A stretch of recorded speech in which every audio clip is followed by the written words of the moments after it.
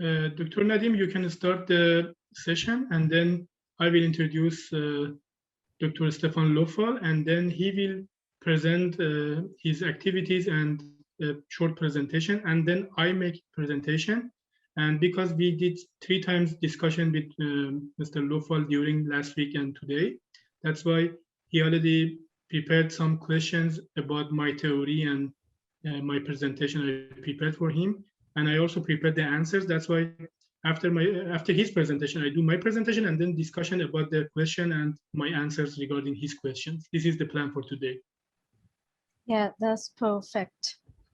I'll be starting with introduction the conference and a few words, introductory words about the theoretician of this conference and the key chairperson. And definitely that's Professor Dr. Hamid Doos Mohammedian is the conference chair, the theoretician for the 5th wave theory, tomorrow age theory.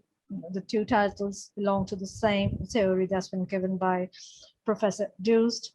And he started work and gave that first time 2010 to 2017 is still his working on it, because I believe that that's the beauty of really continuous learning process, that you keep on working and learning and probing about the concepts, and if you would keep on getting new information, you adding it up, because I would just like to quote Professor Doost here. He mentioned that someone mentioned that this theory is theory for everything. So I believe that he should reconsider the title of this conference and this theory also, instead of tomorrow's age, if he names that the theory of everything.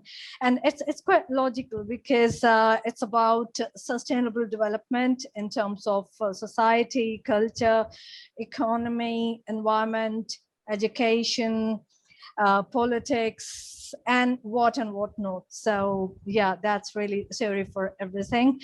Okay, so I'm not really taking much time to have a detailed introduction of Professor Doos, but just putting it in a nutshell. Professor Doos is basically a professor for international sustainability. He's the theoretician for the 5th wave theory, faculty and advisor to the president, FHM Applied Sciences University, Germany. He's also associated as a senior consultant with London Institute of Skills Development. He's the academic advisor to Swiss Institute of Cultural Diplomacy, Switzerland. He's a speaker, author, researcher, business coach, and influencer. Okay, and now I would just share the basic information about our upcoming conference. I'd like to share the screen if I can. Can you see the screen now? Yes, I can see the screen. Okay. But Yeah. So that's basically the 5th wave tomorrow age theory. The 5th wave theory international research conference was conducted from 13th till 15th October. As per current situation, as the COVID situation is getting under control, but definitely we don't know about the upcoming days. But so far we have decided to conduct the conference both on campus at the University of Oxford, UK, as well as globally live over Zoom. So that's the plan for now, and definitely in the coming days we'll further finalize this plan. But we have made all the preps, all the preparations regarding conducting the conference in both ways, like on campus as well as virtually live via Zoom. Okay, so the timings have been given here. It's 9 to 12 and later 2 to 5 GMT, what we are following these days, because that would be winter.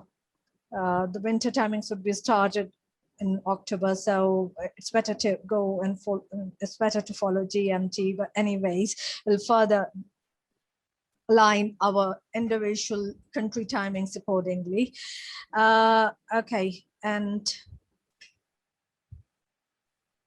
the conference is organized by Applied Research International Conferences, ERICON UK, in collaboration with FHM Germany, that's Applied Sciences University, and London Institute of Skills Development, LISD UK.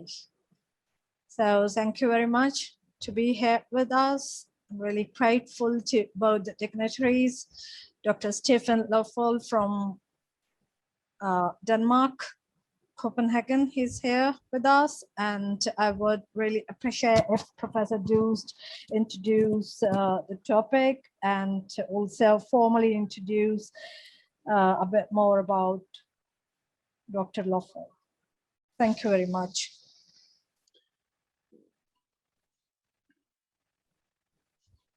These are the eminent speakers. Just gonna show you those.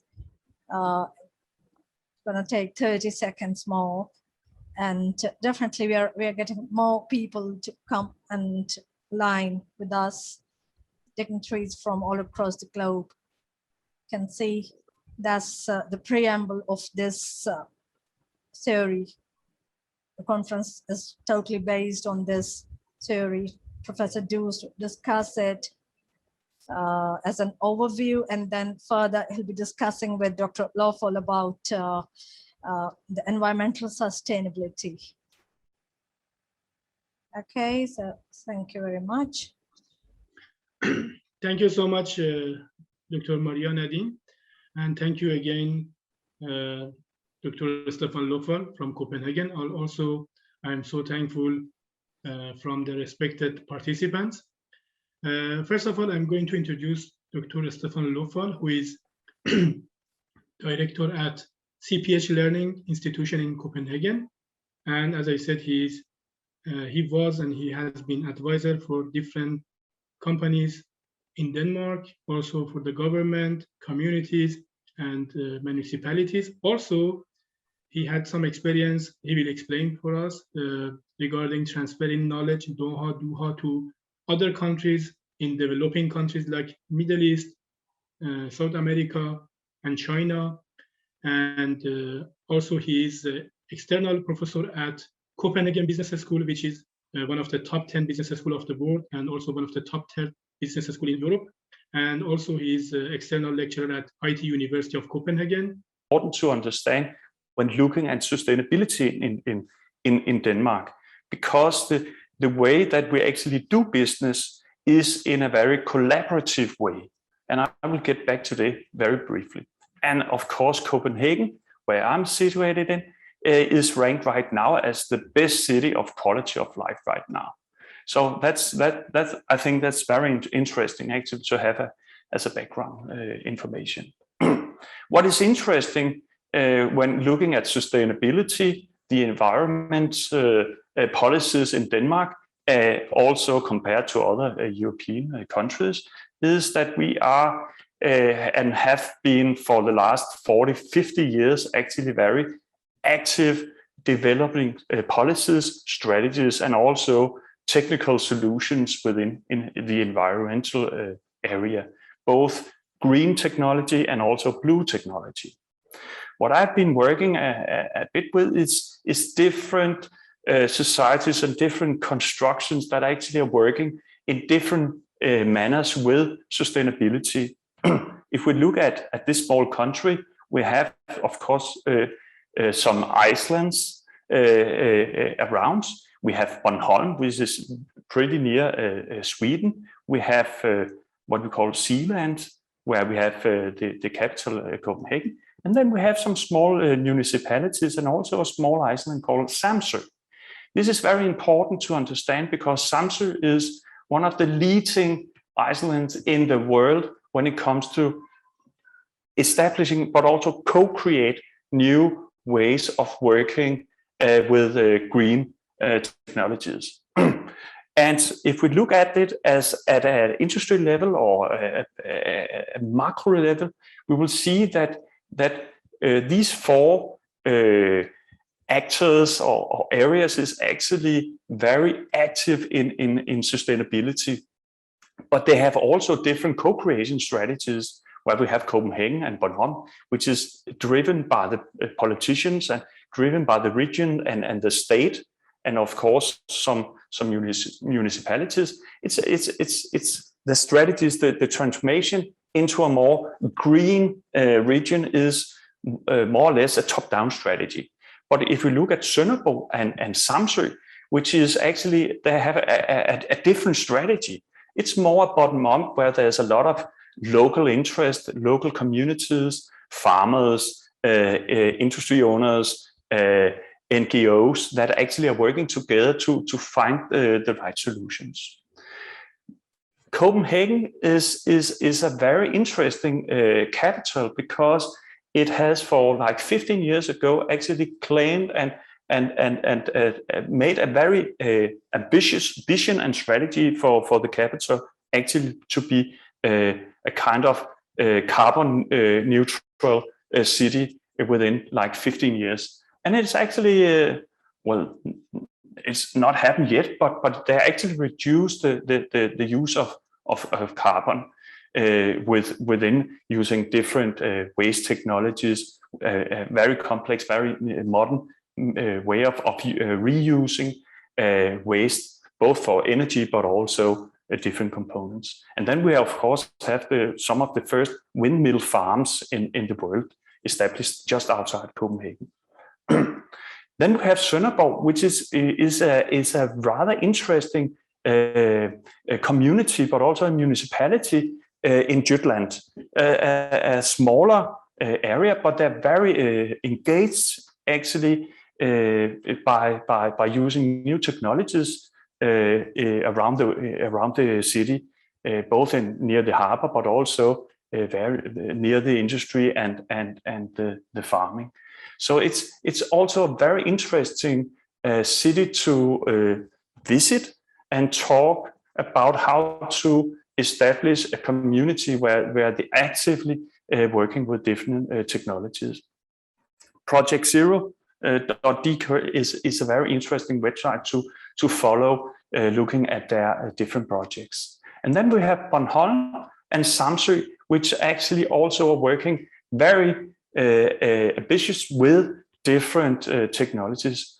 There's a very interesting energy grids building on Bornholm, which actually are optimizing the use of different energy sources, especially wind and sun.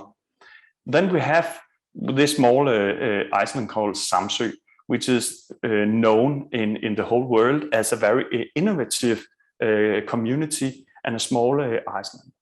There, the farmers are working together with the local industries actually to establish new ways of using wind energy, and also via this what called a small house where they have an innovative house where they gather and discuss new improvements, new technologies, how to implement new ideas.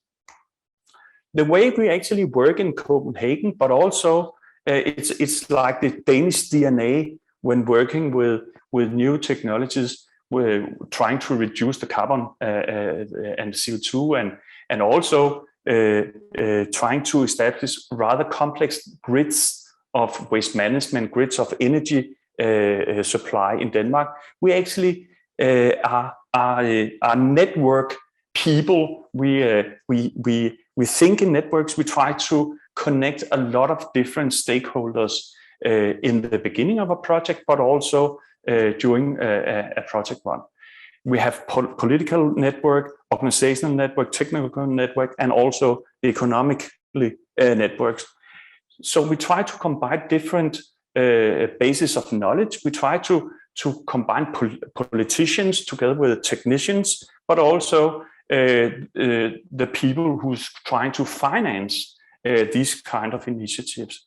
So this is actually DNA of Denmark, the way we work together, we co-create these kind of solutions. And that's also my interest, or the way I actually perceive and working in this field is trying to combine different actor networks and try to make some solid and robust solutions that are not only technical, interesting, and looking into the future, but also it's actually also interviewing into the organizational life, in the community, and also in the political networks, in a political atmosphere or milieu. So I think that's very important. Lastly, I would say that we have actually some very interesting, of course, we have an industry with windmilling and water technology that are actually world leading. We have also a philosophy or working model that are pretty interesting. It's called Balmoral. It was actually a spin-off, a technical, a theoretical, but also a technical model, try to optimize an energy grid for a whole country or whole region. And it's a rather interesting case because it was developed by the ministry together with the local industries in Jutland, and they were trying to optimize the energy different sources at that time with both coal and wind and to some extent also sun. But that was very interesting actually to develop together a new way of optimizing a grid. Nowadays, it's actually being used for making national policies and strategies in many countries. So actually, there's a future for small countries working together. So what are we looking into from my perspective? I think there is some learnings from Denmark, but also from the business side, but also the municipality or city perspective. I see some of the businesses in Denmark and also abroad that they actually perceive the environmental issues and perspectives as a threat, and they will try to optimize the business as usual, saying, okay, we will of course have higher operating costs when handling new regulations and legislations regarding the environmental part. But we also see some companies that are actually perceiving this as a new business opportunity, saying, okay, let's move into to these new technologies. And of course, there's an external pressure regarding new legislation, but also let's see it as not as a threat, but as an opportunity. And that's why we see a lot of different companies going into different areas, renewables, water, the water industry, transportation, air. There can also be green hotels and so forth. And I think that we should, and this is also a question for you, Dr. Dust, when after your presentation, say, okay, how can we actually on the micro level, among the companies, among the politicians, the policymakers, among the communities, actually change the view of the environmental issue, not only see it as a threat and there's gray and black clouds in the future because we are using too much of the earth and all the resources, but also saying, okay, let's see if we can actually use it as an opportunity and both have a great profit, earn money, but also contribute to some extent to the greater good. And that was, of course, my short introduction. And finally, within 1 hour, Denmark is actually going to play football in the European Championship. So after this webinar, I'm going home and cheering on the Danish Dynamites. Well, thank you very much. That was my introduction here. You have to open the sound. Thank you, Stefan. As you said, you call me Hamid, and also I call you Stefan because of the informal relation between us. Thank you so much for your interesting presentation. I'm going to start my presentation, as you said, because of the football. And yeah, this is also part of, you know, communication among people in the world, football. Can you see my file now? Yes. Okay. Then I start my presentation now. First, Yes, pillars of please. sustainability, environment. Blue-green environmental sustainability. As we already talked, this is a conference we are going to establish in October 13 to 15, 2021, and London Institute of Skill Development, Applied Research International Conference, and FHM University of Applied Science in Germany. This is the conference. These are the webinars we already started. The political sustainability was with Professor Ditsche, legal advisor of German Parliament. Next week, we have the cultural sustainability with Mr. Hork Worsten, associate partner of Hoestede Insight Group, Netherlands.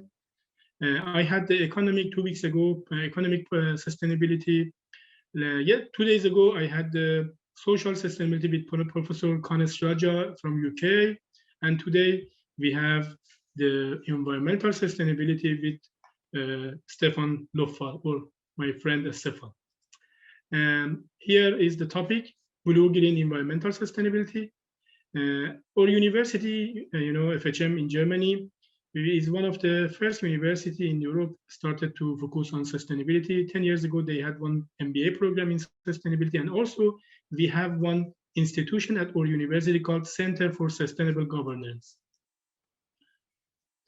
3 technological revolutions are shaping the dawn of 21st century, called D3.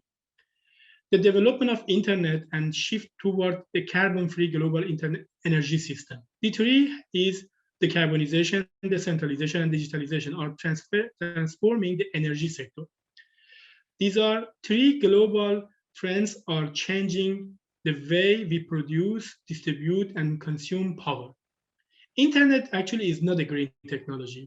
2 weeks ago, we had one webinar regarding technological sustainability, and we discussed about that. Because almost 4.1 billion people, or 53% of global population, now use internet. Internet is responsible for about 3.7% of global greenhouse emissions, and these emissions are predicted to be double by 2025. If you want to go to more details, you can see each web browsers produce 1.76 gram CO2 per page view. Email 4 to 50 gram per CO2 per email. 17 sustainable development goals. When we look at them, these 17 sustainable goals is a result of a research in United Nations, which is the biggest social project in United Nations. And you can see many of these goals, they are regarding to sustainability environmentally. Clean water and clean energy, industry, innovation, infrastructure, sustainable cities and communities, profession, consumption and production, climate action, life on land, life below water, and partnership for the goals. Most of the goals, they are related to sustainability with environmentally aspects. This project was one of the biggest one, which was more than 3 years for more than 7 million people with 80 questionnaires. The Agenda 2030 Agenda for Sustainable Development says we have 3 principles: human rights or cultural rights, sustainability, and equality. And we have 3+1 dimensions: social, environment, economic plus peace, which is a model, bubble model here: social, environment, economy. And then you can see when we put this model and the common area of social, environment, and economy, you will see the common area of economy and environment is eco-efficiency, is energy use, alternative energy, freight gas. The common area of environmental aspect and social progress is social environment, which is safety and health, climate change, local environment impact, fresh water. And the common area of economic and social progress is job created, skill enhancement, local economic impacts, social investment, business ethics, and some more details. This is very important to understand. The common area of all these points is sustainability. We focus on environmental aspect and eco-efficiency, also social environment. Then we can say we have social economic environment, which is business ethic, fair trade, workers' benefit, and then we have environment, which is natural resources use, pollution prevention, biodiversity, and we have environmental economic, which is energy efficiency, renewable fuel, subside intensive, and green technology. Also, we have another view for sustainability, which is livability plus quality of life to get high sustainability. But in this model, you can see for having a livable place, we need to have, first of all, environmental factor. That's why environment in this theory is the backbone of livability. Then factors for sustainability says a changing world, share value, responsibility, and risk. But for guarantee for sustainable development, we need to do environmental responsibility as a key. I already invented one model in my theory called 7 pillars of sustainability, or 7Ps. In this model, you can see we have politics, social, environment, economy, technique, culture, and education. And we can score them each one to 25 points. I will explain for you why. And then we already calculated this in one company before Corona and during Corona, also in different communities and governmental areas. The result was the same. Before Corona, the situation was high sustainable, and after that, during the crisis, that was low sustainable. Environmental sustainability tree. If we want to calculate sustainability, we need to have one tree for environmental factor, and then make the goal, and then the criteria for this goal, and then sub-criteria. And then we can do questionnaire for experts and employees and workers inside the community we want to discuss and outside.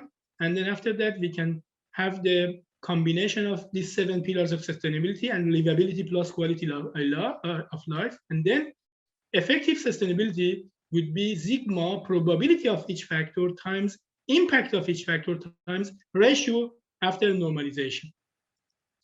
The fifth wave theory, or tomorrow age theory, and related theories, models, and concepts, which is invented, introduced, and developed by me since 2010 to 2017. And the conference I already explained for you. We will have it in October 13 to 15. This is the overview of the theory from 70,000 years ago when we had the first cognition revolution, 10,000 years ago, agricultural revolution, 500 years ago, scientific revolution. During scientific revolution, in 300 years ago, we had industrial revolution. 100 years ago, we had the first business economic revolution. And now, after 2020, we have the second business and economy revolution. Because in my theory, we have edge of tomorrow from 2020 to 2030. This fifth wave theory is about modern business and future of business. And as I said, edge of tomorrow is 2020 to 2030. And this is about future of industry 4.0, and we call it industry 5.0, and also a new concept for small medium-sized enterprises called small medium-sized enterprises 5.0, or hybrid SME, as tools for future crisis and tomorrow's readiness to make the world a better place for living. What? Fifth wave theory is preceding of future of industry 4 as a symbol of West, and proceeding of future of society 5 as a symbol of non-West. Because one point we have is always about civilization and different cultures. And we have always two big categories, West and non-West. But in my theory, combination of West and non-West is very important, which is also one of the questions from Stefan. I will explain for you after my presentation. Is introduced to support all businesses, especially small, medium-sized enterprises, to forecast, prevent, face today's challenges and tomorrow's crisis. Well, today's challenges and tomorrow's crisis like COVID-19. Based on one of my books I'm going to publish soon, called the fifth wave theory. I have a chapter regarding Corona and COVID-19. I got Corona was bad. We had so many disadvantages, but also we had advantages because Corona was like super accelerator. I call it super accelerator to push us to be faster, to go to the next paradigm. Have impacted at the level of KTB is a model I made, KTB, knowledge, technology, and business. Main topic of fifth wave theory is measurement readiness to change to a new age or wave, which is fifth wave theory, which and we are just entering. And I already said future of combination of future of industry 4 and future of society 5. Why? The aim is to provide societies blue green sustainable as a concept I made in 2017, innovative digital readiness, recovery, CSR strategies, and focus on two approaches, CSR 1 common goal and CSR 2 common goal, corporate social responsibility and corporate sustainability and responsibility. How? And using innovative infrastructures, open innovation, implementation, development, and application for future of 4 technologies, or we call it 5 technologies, that influence, change, and improve education and training, and as well our lives. Impact, the expected impact of these theories, health and care system reinforced, as I call it in my theory, welfare 5.0, new opportunities for affected citizens be employed, created, citizens-based services enhanced, as I call it in my theory, urban 6.0 or something achievement about utopia, and new opportunities for small, medium-sized enterprises to achieve environmental sustainability, world economy more resistant and sustainable.